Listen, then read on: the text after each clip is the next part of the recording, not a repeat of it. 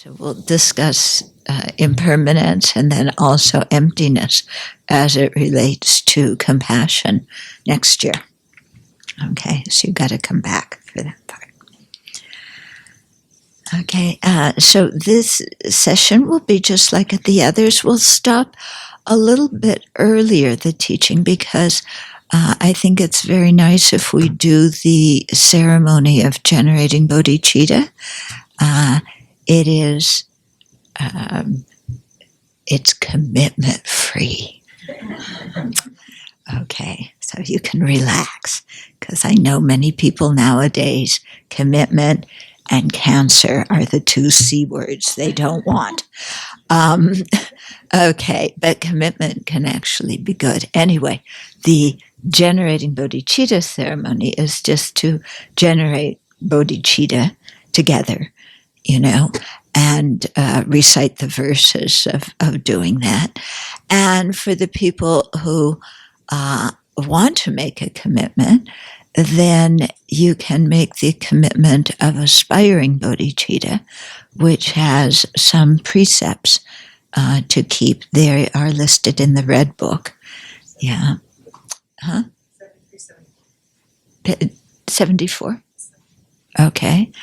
And so for the people who really want to, engage in bodhicitta in the future, then generating bodhicitta in this way and taking the commitment is one way to do it.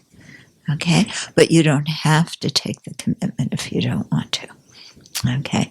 It's just meritorious for once in our life to, at least, to generate a strong wish to become fully awakened for the benefit of sentient beings. Okay, so I'll read through those precepts beforehand so you could kind of figure out what you want to do. So think of the kindness of the people who brought you up,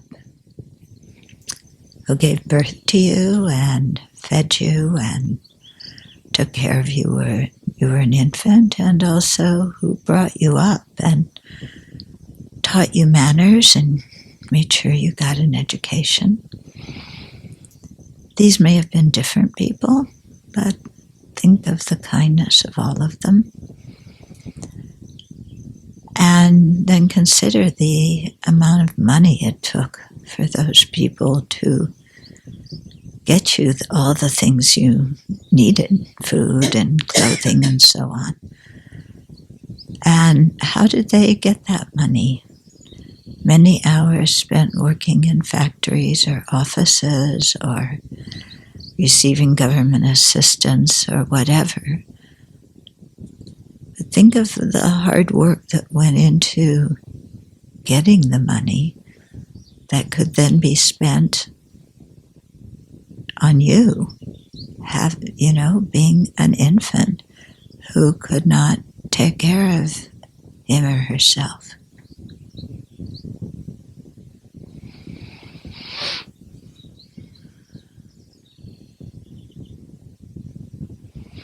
And as you spend a few minutes thinking about this, let their kindness affect you.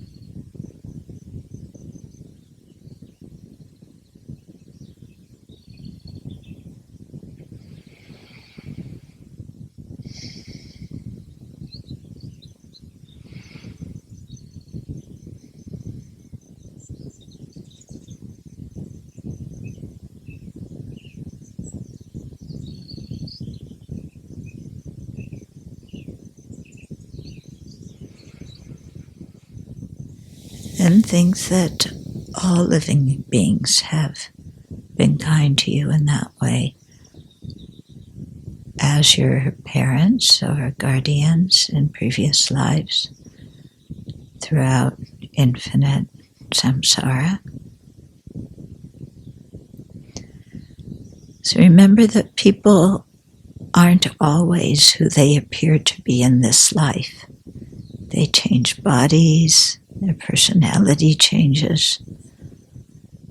So it's quite possible that, we had totally different relationships with them when they were those who gave birth and nourished us when we were little. So just kind of contemplate that. If it doesn't make sense instantly, just play with the idea a little bit. What it would feel like to feel that kind of intimate involvement with other living beings in a different circumstance.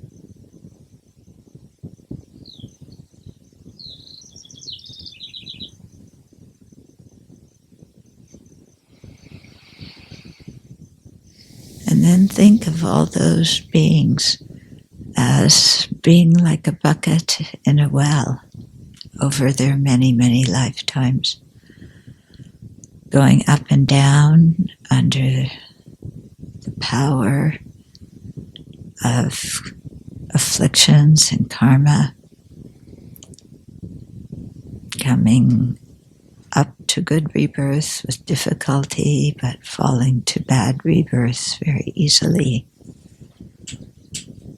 Getting banged around on the side of the well as they go up and down in multiple lifetimes. And the fact that they never met the Dharma, so they never had the chance to even know there was another way, to know that liberation was possible, let alone to try and practice it. Think of their situation, these kind beings who are locked into cyclic existence.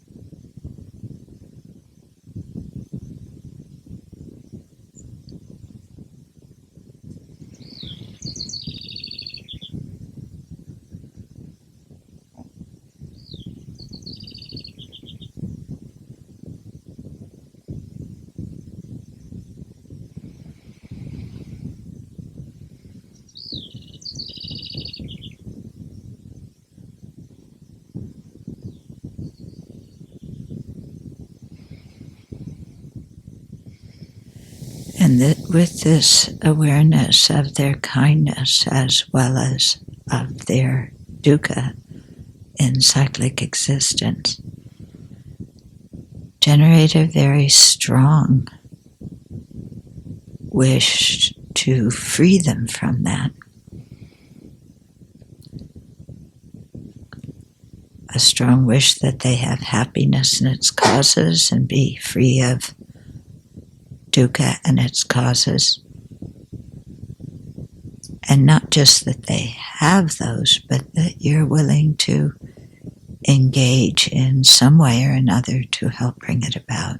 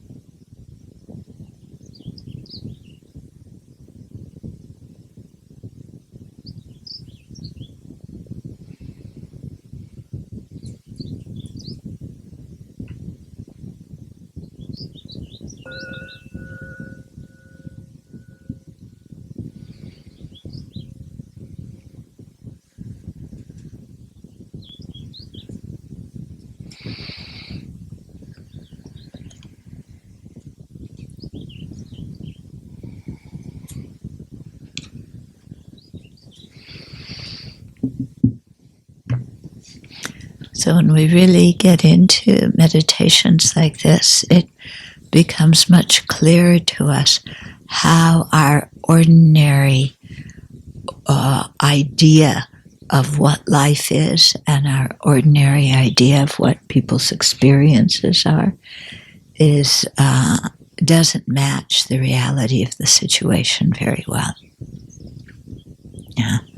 I mean, how often do we look at other people and think, they don't even know what cyclic existence is. They don't even know what their situation is, let alone that there's a way out of it and a path to that. They're completely oblivious and are just trying to stay alive in this life and have as much happiness and as little pain as possible. And outside of that, they don't really have much of a vision of their own potential. And yet, these are the people who have sacrificed so much for our benefit and put in so much energy so that we could have as good a life as possible and thrive. Okay. But we hardly ever look at people like that, do we? We usually look at them, well, you know how it is. What can I get out of them? What are they going to do to me? We don't really look into their hearts and see their full experiences of life. Okay? And so we've got to do that in order to generate love and compassion. Yeah. And love and compassion in a really deep way. Otherwise, what we call love is basically attachment, because we're partial to some sentient beings and biased against others, and we think that happiness is having, hot fudge sundaes and a car and, all the material things you want. And so we want that for the people we care about until they stop fulfilling our needs and don't correspond with our expectations, and then we're not so interested in their happiness anymore. Okay, so the kind of love we want to generate in Buddhism is one that is unconditional, and that we're not going to just drop when people don't fulfill our expectations or our needs, or they don't do what we want. Yeah. And it's an ability to keep loving them because we're much more aware of who they actually are and who they aren't, and what their situation in samsara is. And we see that, somebody who is in that situation and yet who has done so much for us, how can we just ignore it? Especially when we know that situation so well because we're in it too. Yeah. And so to generate a love and compassion that are steady, that are without the condition of fulfilling our checklist for what makes us happy, but simply caring for these beings because they exist and they're trapped in samsara. Okay. So it takes a lot of retraining of our outlook on people and retraining our outlook on life to develop this kind of awareness. Because we have to break through so much of our own ignorance that shuts things out, that doesn't know. Okay.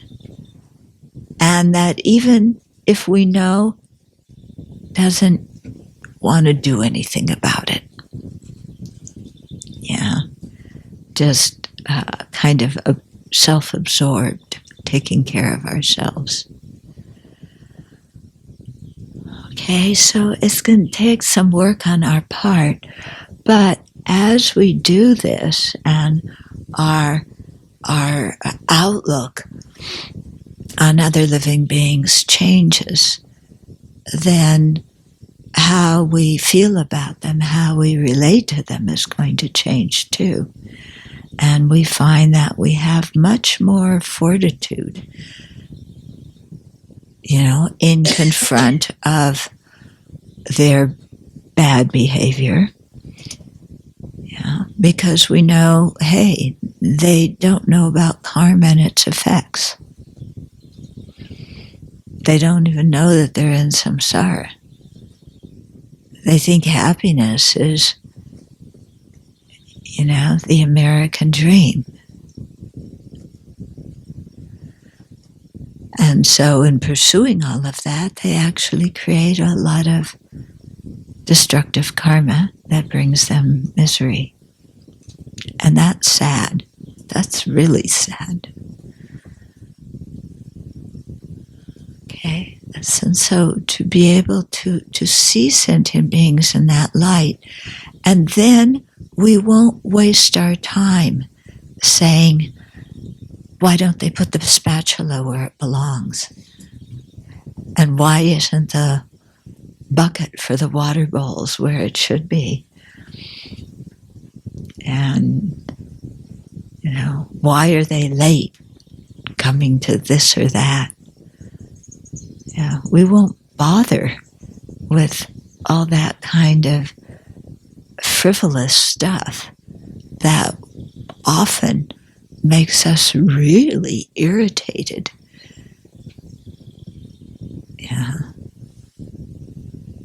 And, and then we waste our precious human life getting upset over stupid agios. So this kind of very worldly view that we have of others and that they have, makes all of us suffer together. Whereas if we have some clarity about it, then we can really discern, what is it worthwhile paying attention to and what not. Yeah. And somebody doing an insufficient job of cleaning up the spaghetti sauce they spilled on the carpet, we won't get angry about it. Yeah. We won't make a judgment about the quality of and worth of that person's existence. We'll get a dish rag and clean it up ourselves. Okay? And in doing so, our own minds are much more peaceful, because getting so irritated at all these small things, it drives us crazy. Yeah, doesn't it? Yeah, when your mind is irritated all the time, it's, why are they doing this? Why don't they do that? How come I have to do it? How come they don't have to do it? How come they get to do it and I don't get to do it? How come this? How come that? I want this. I want that. This isn't fair. I need to change it. You do something different. No, I don't want you to do that. I want you to do this.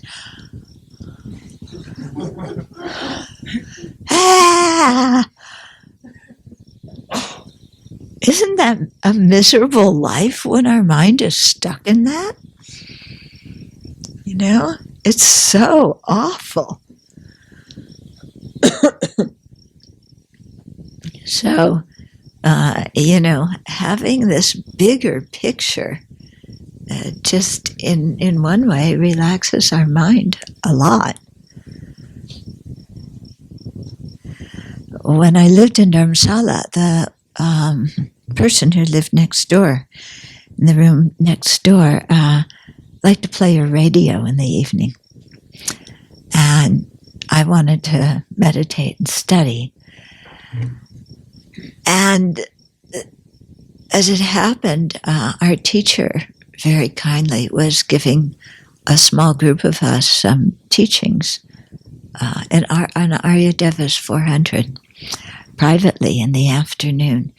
And the chapter on death and impermanence he went through very slowly. And so I would come back to my room afterwards and meditate on that, on the fact that death is definite, that I don't know when it will happen, and at the time it happens, only my good mental habits and the karma I've created will go with me. My body and possessions and belongings and all that stuff will stay here. And, through that time when he was teaching that and I was meditating on that daily, my mind was so peaceful. I didn't care about her playing the radio anymore at night. Yeah, she played it. I don't care. It's like such a stupid thing to care about. Yeah, when we're faced with the fact that we have a precious human life, but it's not going to last forever. So it's important to do what's important and not waste time on what isn't important. Yeah, so kind of expanding our mind to these bigger views can bring a lot more clarity and just day-to-day peace in our mind. And I think this view also increases our tolerance and helps us to stop judging others so harshly. Because we see they're under the influence of afflictions and karma, and so are we. And we know from our own experience that you can't just wish the afflictions away, and you can't just wish the karmic seeds away. Yeah? So it helps us really to see others' situation and not expect them to be perfect, remembering that the definition of perfection is that they do what we want when we want them to do it. And they are what we want, whether they want to be that or not. Okay? So it really develops our fortitude and our tolerance. Okay, let's look at the meditation that followed from where we left off yesterday. So, His Holiness recommends doing this meditation. It says it, one by one, bring to mind individual beings, first friends, then neutral persons, and then enemies, starting with the least offensive, and repeat these reflections with them.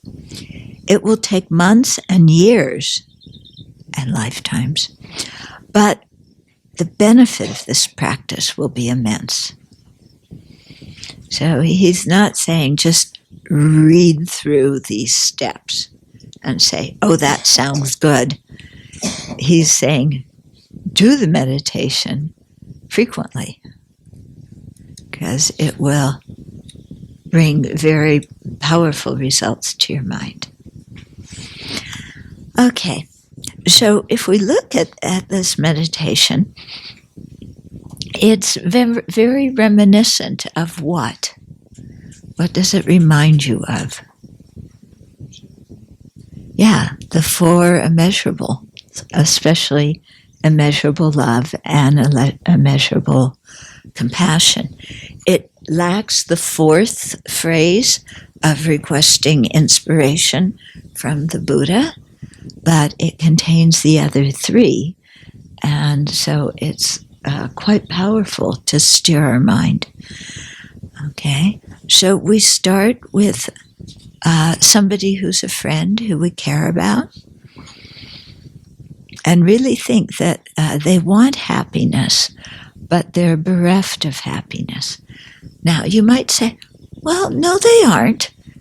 They have me. I'm their friend. They aren't bereft of happiness. Yeah? And they only have permission to be happy with me, because I'm going to bring them happiness, and they're going to bring me happiness. Okay, throw that out the window. Okay, that's not part of this meditation. Okay, but here, thinking about happiness, meaning the joy of true freedom from samsara. Okay, don't think just of the ouch kind of happiness, because if you do, when your friend is healthy, then you feel no reason to have love and compassion for them. Yeah? But when you realize that they're still stuck in cyclic existence, yeah, that they have a ton of karmic seeds on their mind stream, and we don't, they aren't doing any purification. In fact, they're just creating more. Then we see actually, no, they want happiness, but they don't have true happiness. Okay? So don't just think, oh, they're popular, they have a good job, they have a lot of money, they're successful, they're healthy, they have the right yoga clothes and the right jogging clothes, and they're going on, a cruise to the Caribbean, and, they have a good life. Don't be fooled by that stuff. Okay? Look really deeply into what their life is. And the fact that they're getting old, they'll get sick, and they're going to die, without choice and under the control of afflictions and karma. And they'll get reborn under the control of afflictions and karma too. Yeah. So they want happiness, but they're really kind of lost in samsara. Okay. So think about it that way. And then think how nice it would be if they could be imbued with happiness and the causes of happiness. So if it's a person, your good friend is living in extreme poverty and they don't have enough to eat, they don't have family support, they're really involved in physical suffering, then yes, wish that they had the happiness that comes from having the life requisites. Okay? But just because they have the life requisites, don't think that they're totally happy. Okay? Some people, in fact, in this country, we're full of people who have the life requisites, food, clothing, medicine, and shelter, and yet are totally miserable. Yeah. Maybe some of us, maybe not consciously totally miserable, but how many of you have the life requisites, but you have a lot of mental suffering, much more mental suffering than physical suffering? Yeah. Okay, there we are. Yeah. So maybe we suffer because we want friends, we want acceptance, we want love and appreciation, we want to feel successful. Okay, there's that level of happiness. So we can wish that for other people as well, but also realizing that even if they get that level of happiness, that isn't something secure and stable for them.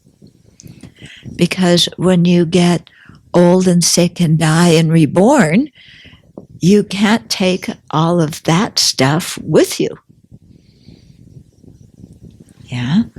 We don't go into our next life with, a certificate saying that we already have an education and they should hire us. And, yeah, we just go into our next life and there we are. Got to start all over again. Got to go through adolescence all over again. Ugh. Ugh. Yeah. Yeah. Okay. So, wishing them that kind of mental happiness, but realizing that that's not something secure and stable either. And then going on to think, the secure and stable happiness is what comes from attaining liberation and full awakening, where we're no longer under the influence of afflictions and karma at liberation.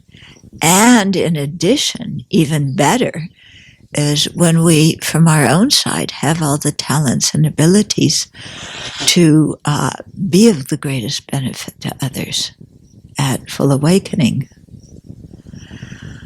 Okay, so wouldn't it be wonderful if all those people were fully awakened Buddhas?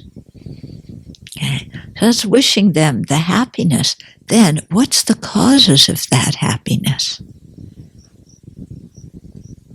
Yeah. Well, I wish you have interest in Dharma. I wish you meet a fully qualified Mahayana and Vajrayana teacher. I wish you are free of health obstacles and mental resistance to the teachings and too much distraction in your life. I wish you freedom from confining karma, but the cause of that is I hope you do a lot of purification. and that you have all the circumstances you need to do purification practices and to collect a lot of merit so that you can create the cause for full awakening. Okay, so really think what the causes are of these different kinds of happiness. Yeah. We're not just wishing that everybody can go to the movies every night and be amused. Yeah, that's not the kind, we may start with wishing people that, but we've got to go beyond that level of thinking of happiness. Because as human beings, we have extraordinary capabilities if we tap into them and use them. So we really want to wish these beings have all the conditions necessary to tap into their potential, external conditions and internal conditions. Okay. So may they be imbued with happiness and the causes of happiness. Then the second point, we're still with our friend. We're still seeing them as wanting happiness, but being bereft of it, all the different levels. But now we're upping it a little bit. In the first one, it was how nice it would be if they had happiness in the causes. Yes, how nice it would be. Yes, I wish them really well. And I'm off on a picnic. Okay? This one is we're getting a little bit more involved. May they be imbued with happiness and all the causes of happiness. So not just how nice it would be, but may that actually happen.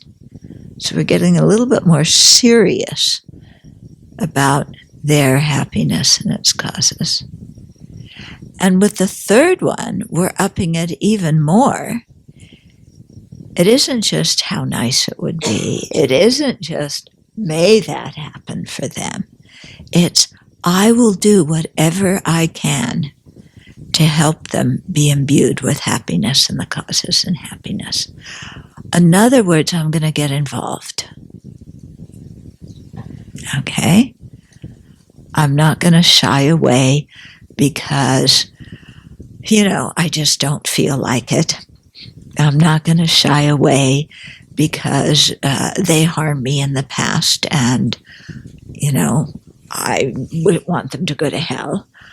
I'm not shying away because I don't know what to do. I'm going to be involved and I'm going to do my best.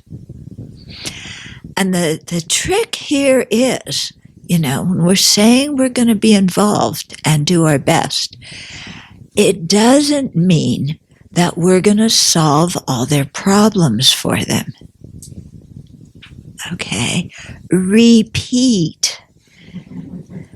It doesn't mean we're going to solve all their problems for them. It also doesn't mean that everything we do is going to please them. It also does not mean that we are going to get ourselves so exhausted and overworked that we can no longer be of benefit to anybody, such that other people need to take care of us. Okay? It means that we're doing what we're capable of, and we understand that in some situations we may want to do more, but if we do more, it won't go in. The person is not ready to receive that yet. So we have to step back. As they say, you can lead a horse to water, but you can't make it drink. So we're not there to, open the horse's mouth and pour water into it. The horse is not gonna like that. Okay?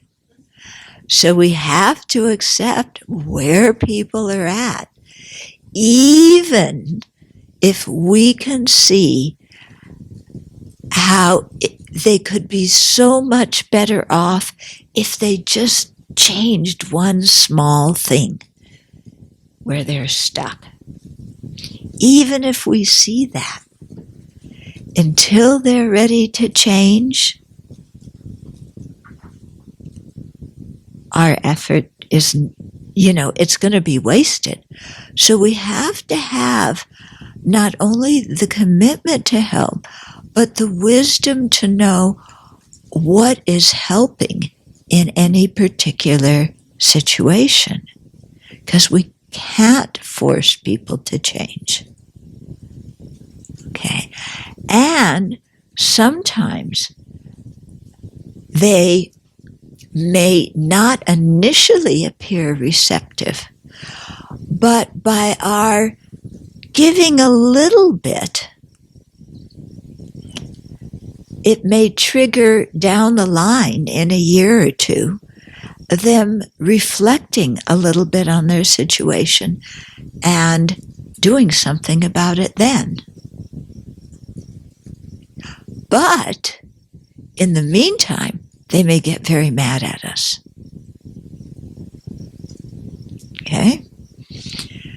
You have a relative who has a substance abuse problem, and you say to them, you've got to stop drinking and drugging. Are they going to go, oh yes, I'll start right this very minute? You're absolutely right. Thank you so much. Is that what they're going to say? No.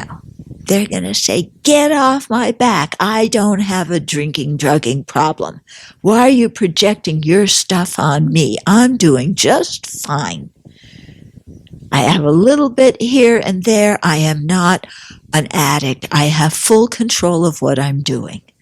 Yeah, so get off my back and leave me alone. That's what they're going to say to us. Yeah. So we have to think, how can I communicate with this person? And what are they open to receiving right now? And when do I say, when do I say, if you're drinking and drugging, do not come to my house? Yeah. I don't want to see you when you're drunk or intoxicated. I love you dearly. You're welcome anytime, but not when you're intoxicated. When do we set that line? And how do we say it so that we let them know that we care about them and we're not just furious and disappointed? Okay? So there's a lot to kind of think about when we think about benefiting others. Yeah? Benefiting others doesn't always mean being nice to them and giving them what they want. Yeah, any parent knows that. Yeah, because if you give your kids everything they want, you're raising brats who are going to have a hard time getting along with other people later on. Okay? So, the step of getting involved, we're ordinary beings. When we're Buddhas, it won't be a problem. We'll know what to do. And we'll also accept the fact when they reject our help. Buddhas don't take it personally. Yeah. But when we want to help somebody and they reject our help, then we feel hurt. We get even more angry. Okay. So you see, there's a lot we need to work on inside of ourselves to really have the skill and the compassion and the wisdom, and the internal strength to be of great benefit. So this is why we have to become Buddhas. But that doesn't mean that until we become Buddhas, we don't try and help. Okay. It doesn't mean, somebody's lying in the middle of the street and it's like, oh, I'm not a Buddha. I don't know what to do to best benefit them. Do I call 911? Or should I try and put them in my car and drive them to the hospital? Do I do something about the blood that's dripping from them? Or maybe I should call their loved ones. I don't know what to do. Yeah. No, it doesn't mean that we get into that kind of state of mind where, actually we become a problem to who's ever trying to help them because we're so confused and in so much doubt. Yeah. No, what's the first thing you do when there's an accident? You call 911. Okay? That's the first thing you do. Yeah. Then you see what you can do to help the person. But let's get the experts in here ASAP. Okay? So it doesn't mean, the fact that we're not Buddhas doesn't mean that we can't help at our present stage. We can, and we need to. Okay? Mother Teresa and the Dalai Lama are not in our families. They are not in our workplaces. Okay, we are in those situations, and so we have the opportunity to directly benefit some sentient beings. And, we need to take up the challenge. And we'll mess up from time to time. And we'll get disappointed from time to time. And people will criticize us. And once in a while they'll say thank you. And all of that is okay. Because we know from our side that we're living with integrity and we're doing what we can. And we accept that we aren't perfect. Yeah. So I work in healthcare, and I work at a trauma hospital, and I work on the inpatient side. Mm-hmm. So I see a lot of trauma on a daily basis. And just because of the nature of the hospital, we see everyone. So prisoners up until the wealthiest of people. And I like to consider myself to be a fairly compassionate person. But in that kind of job, it's very tough because you see a lot and you absorb a lot, and I definitely can understand, compassion fatigue or burnout, really, because you can only take so much. I feel like as one single person, or maybe that's just kind of where I am right now, and so I guess I would ask you. Maybe there's a shift that has to happen for me in terms of how I'm viewing kind of the compassion that I'm giving, because I do actually feel like I'm at a place where it's taking a lot from me right now. Yeah. So as you practice the Dharma, your ability to be compassionate and to handle the amount of stuff you're seeing will increase. But right now, you need to also take care of yourself so that you can continue to be compassionate to others. So you need to think, what do you need to do to strengthen your mind and to strengthen physically? Yeah. And so maybe that means taking time off from time to time. Maybe that means working part-time instead of full-time. Maybe it means if there's a support group for other healthcare providers in the place where you can work, where you can talk with them and share common experiences. You know, maybe you need to go places where you see also happy people instead of trauma all the time. So, you know, you need to think about what you need so to keep yourself balanced. Maybe you need more exercise. Okay? So think about what you need to keep yourself balanced so that you can continue to act with compassion. And there's nothing wrong with saying, you know, I have needs and I need to take care of myself, because you're doing it for the long-term purpose of being able to continue to serve others. Okay? So sometimes we want to make everybody happy, and we have to realize we can't. Yeah. So let me just give you an example. I see your hand. When I first started traveling to give Dharma talks, everything everybody asked me wherever I went, I tried to do.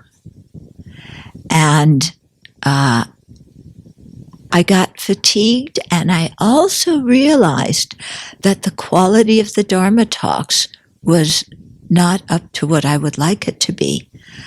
And for example, one thing that really interfered with that was when you're a guest, you know, at somebody's Dharma center, they want to spend time with you, so they want to take you out for meals.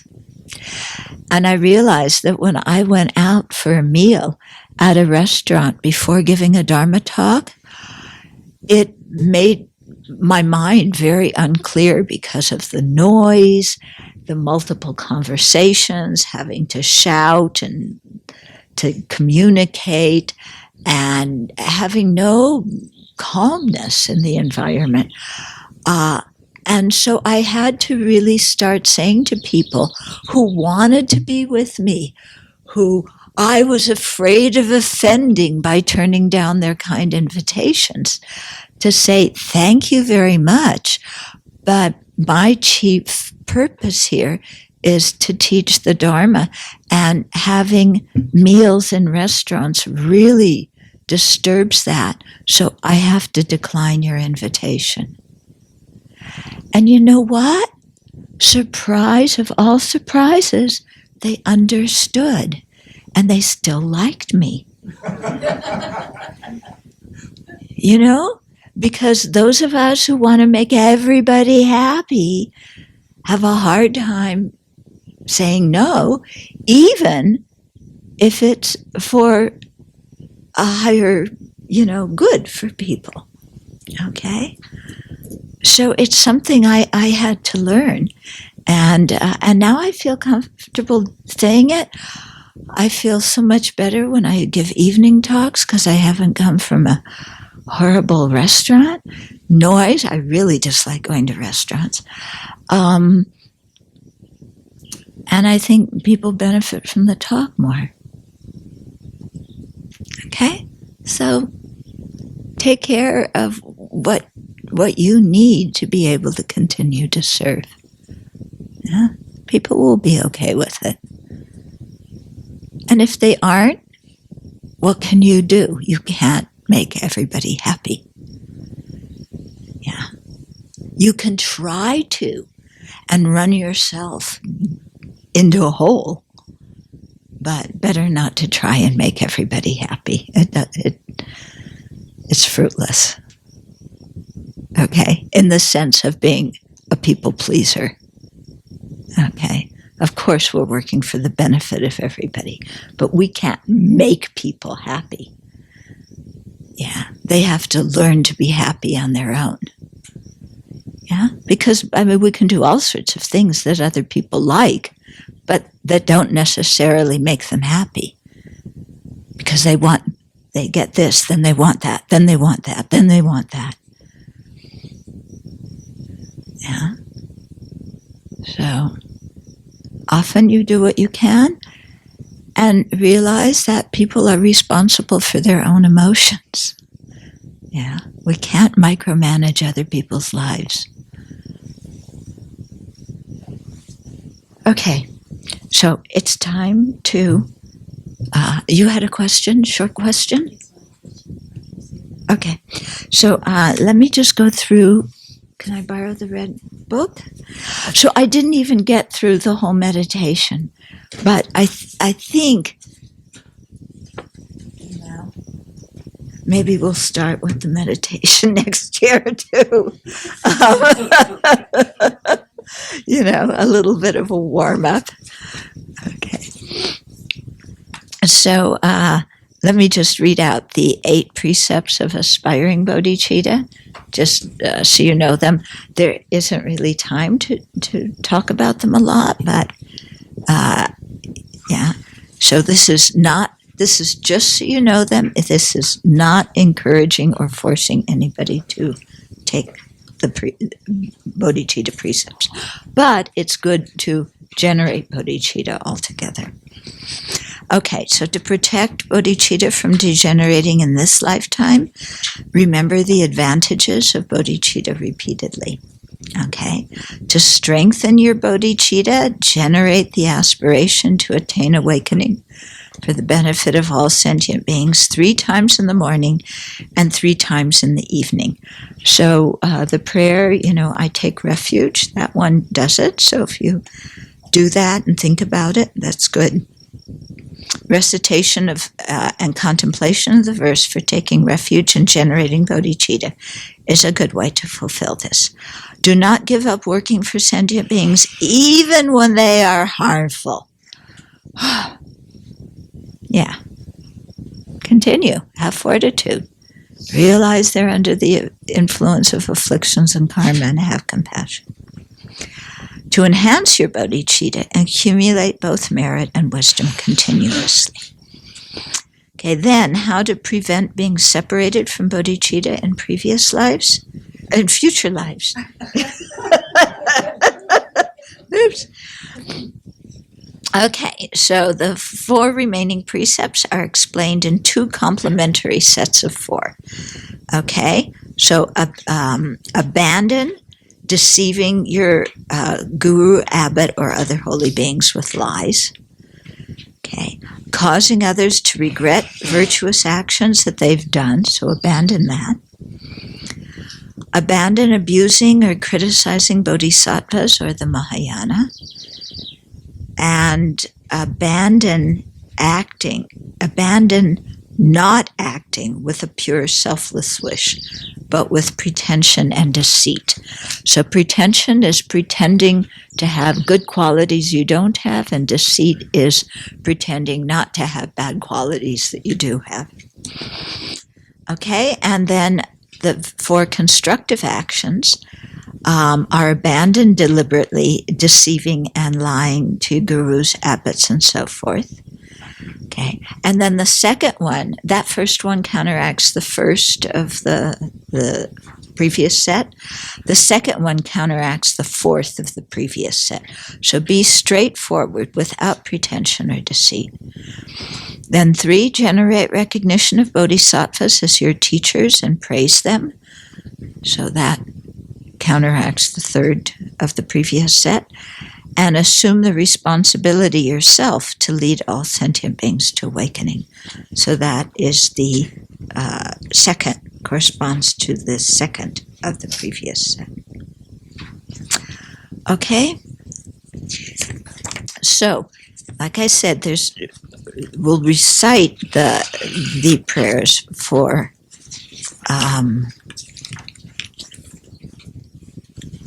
generating bodhicitta. If so, it's good everybody does this, commitment free. If you feel like you really don't want to abandon bodhicitta in the future, and that it's something really meaningful in your life that you want to continue to cultivate, then consider taking, when we do the verse for aspiring bodhicitta, then think, I will take also those precepts. Okay? Everybody clear on this? Okay.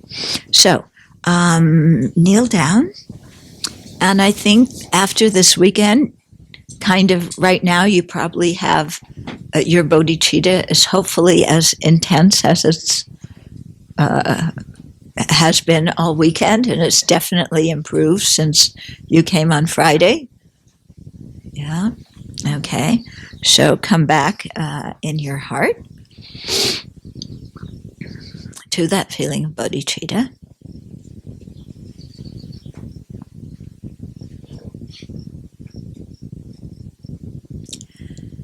And then imagine the Buddha in the space in front of you, body made of light, surrounded by all the other Buddhas and Bodhisattvas. And that you will be saying these verses in their presence with their complete support and encouragement and their delight that you're generating bodhicitta. And you can repeat after me. With the wish to free all sentient beings, I take refuge at all times in the Buddha's Dharma and Sangha until attainment of full awakening. Today, in the presence of the awakened ones, inspired by compassion, wisdom, and joyous effort, I generate the mind aspiring for full Buddhahood, for the well-being of all sentient beings. For as long as space endures, and as long as sentient beings remain,